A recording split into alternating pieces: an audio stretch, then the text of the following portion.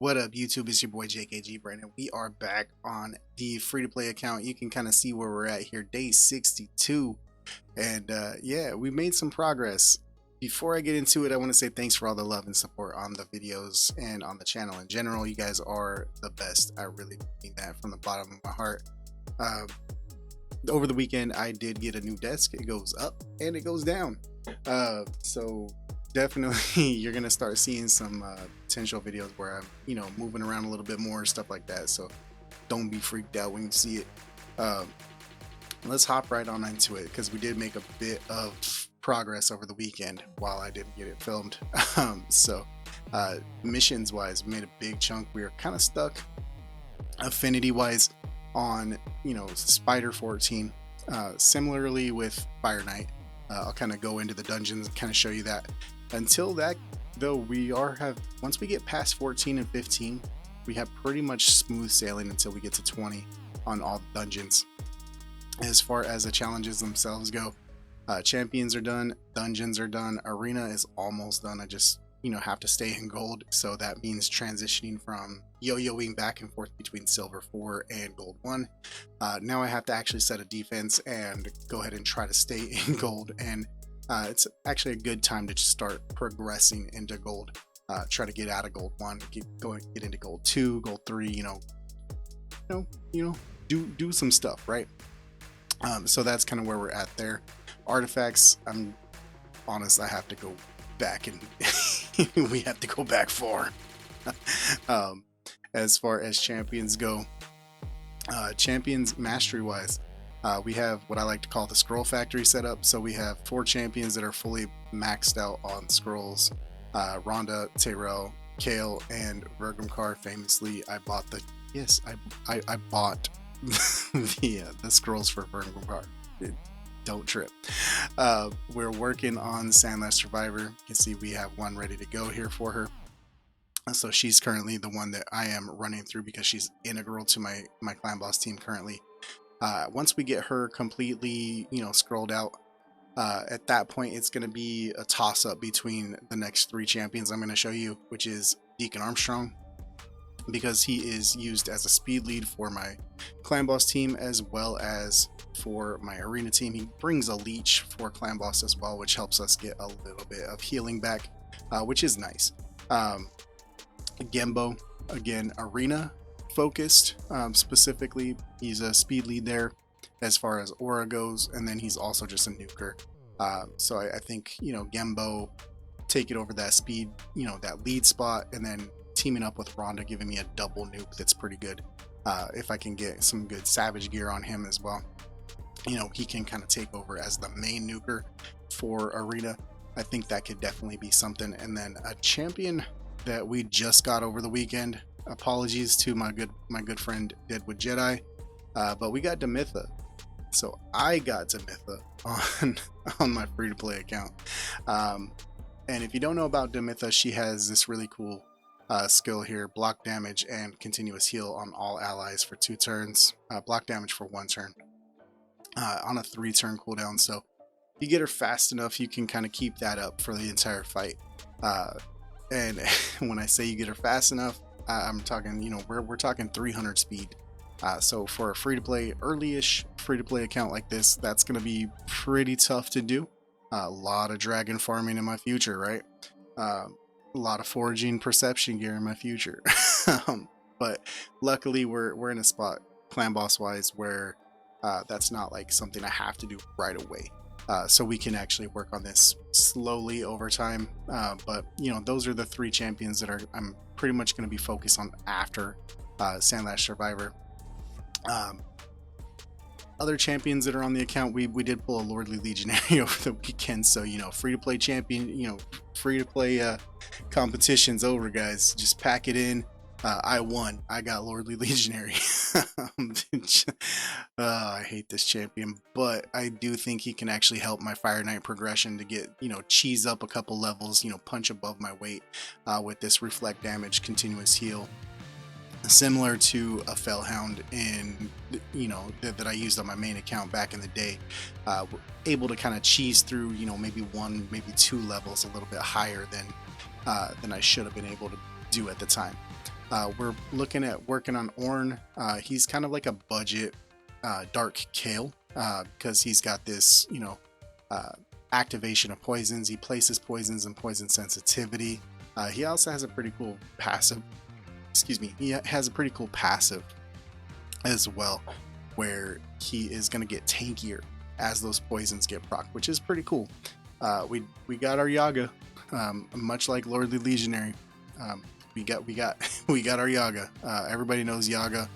He's a poisoner. Not the best poisoner. He's a free champion, so he's a free epic. I'm tempted to try to build him just to get some more poisons out because he is a force affinity champion. So late stage dragon, more poisons equals easier runs. So if I can figure out a way to gear him and get some use out of him, we'll try to do that. Chonaru, we actually have 2 copies of her, so I'll probably feed one off as a chicken to make a next 6-star, and keep one around to team up with Gembo for the Shadowkin faction. She's a good champion. Burgoth, probably going to end up being food, but for Hydra, if we start looking at transitioning into working on Hydra, I think this passive here, whenever he's attacked, he's going to heal all the allies by 20% of the damage that he takes. So if we can get him in a build where he's going to take a lot of damage, but not die, I think that's going to be something nice, because he's got an AoE provoke. For Hydra, if we can AoE provoke, take all that damage, that's going to heal everybody up and hopefully keep everybody alive a little bit longer. Maybe we might only get 1 or 2 turns out of it, but hey, that's 1 or 2 turns more damage that we can do, right? Anchorite would definitely be going into Clan Boss if I didn't have Sandblast Survivor already on the account. We did pick up Nazana, which is one of the best carries in the game to this day. AoE A1, so put her in a stun set, and you're going to lock down waves on dungeons as well as faction wars. I got the ally protection on all allies, puts a shield on herself to help mitigate that damage that she's going to take from the ally protection, which is awesome. That's on a 3-turn cooldown, so that's really good. And then AoE decrease attack. So again, stun set is my natural thought process. Make her tanky, get her to stun set, and she's going to be a massive carry for some dungeon waves as well as just straight up faction wars. We have Lamibur, we have the Paragon. We can work on a Paragon cheese. I never did a Paragon cheese on my main account, so that's something I'll have to go back through YouTube University and check out some of the my content creator friends and see some of their old videos from back in the day using Paragon for Nightmare campaign, using Paragon for Spider, and kind of take a look and see how they did that. I never did it on my main account back in the day, so I have no idea how it actually works. so that's going to be fun. Marked and Spikehead are my only 2 Rosin Fusion champions on the account, so not really a focus on doing that. Arena, you can kind of see where we've been in the mode of yo-yoing back and forth between Gold 1 and Silver 4.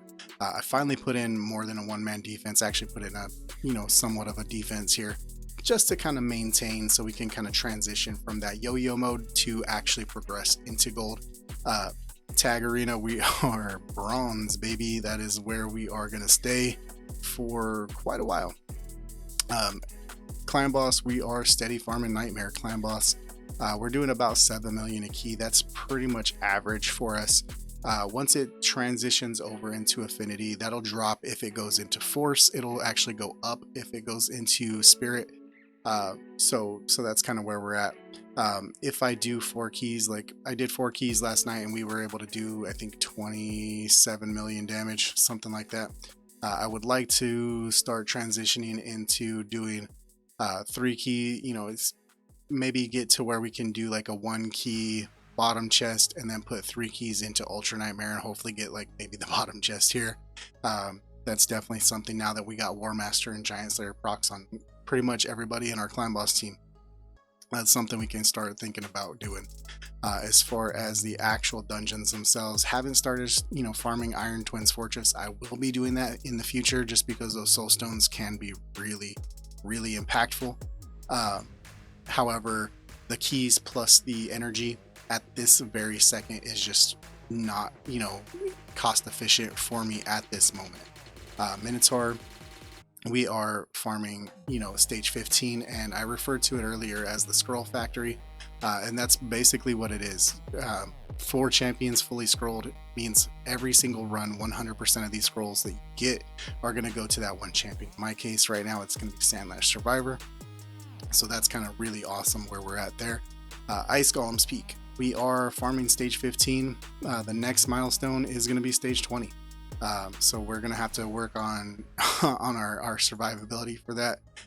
Not really a super focus yet. It will be going forward. However, one good thing about Ice Golem and Dragon is you can kind of beat them the same way once you get to the boss. So you can once you can do one, typically, as long as it's not a really bad affinity matchup for you, you can usually do the other.